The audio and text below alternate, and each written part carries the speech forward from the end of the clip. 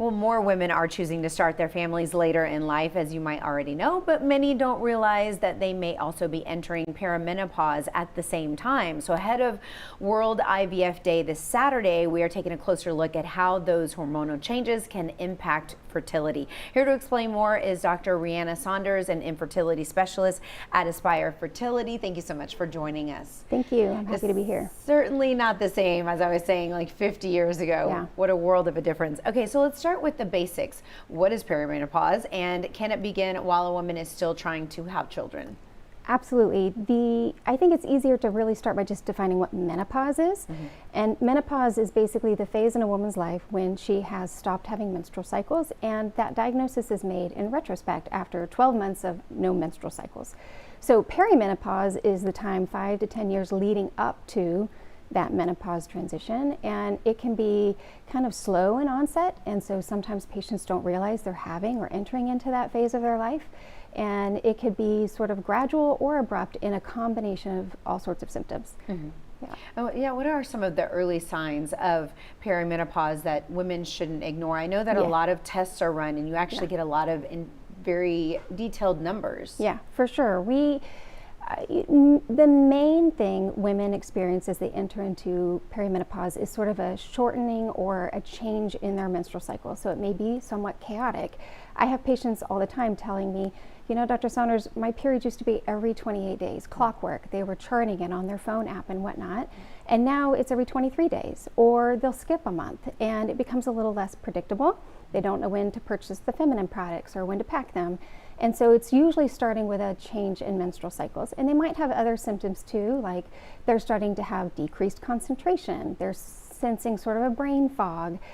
They haven't changed anything in their diet or their activity level, but they feel like they're gaining weight in the middle, or they're having hot flushes and it's disrupting their sleep, and they're getting some irritability because they're not sleeping well at night. So if someone in their 30s or 40s is having trouble getting pregnant, when is the time to see a fertility specialist? So we tell our patients, if you are 35 years or older and you've been trying to conceive with a male partner and it hasn't happened yet, seek a fertility consult. Get some information, get informed to decide whether or not you want to take the next step toward more aggressive fertility approaches. If premenopause is affecting the fertility, what options are available, and what's the biggest takeaway for women? Yeah, so when women come to me all the time telling me they want to build their families, and oftentimes they have a sense of regret that they waited a little late in life to do so. We go through first diagnostic testing, trying to find out where she stands from an egg supply standpoint. And from there, that informs the treatment options that we have. I tell patients, you know, don't compare yourself to what you see on social media or other patients in the waiting room, because your journey is going to be unique, and whatever test results we get, we're going to incorporate that into the strategy going forward.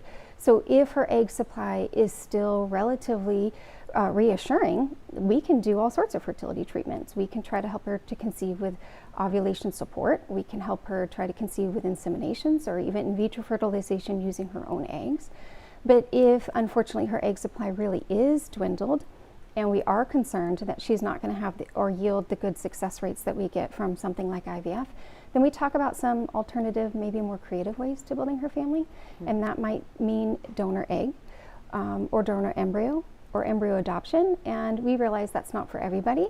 And it might be a bit of a shock the first time they hear these terms, and they need to process it a little bit before they're ready to engage. Ultimately, we want them to leave with the family that they hope to build.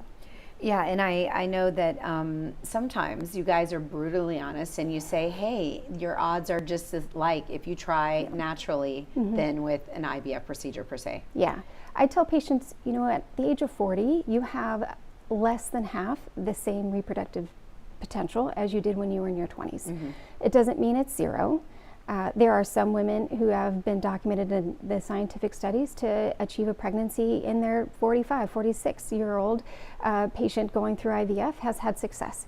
But that's not everybody's journey. So we have to put it in realistic terms. What are the challenges? What are your chances of success? And how does that inform you as far as where do we go from here? Well, we certainly appreciate your time and briefly coming in to talk to us about this such in-depth topic. Thank you, Dr. Sanders. We appreciate it.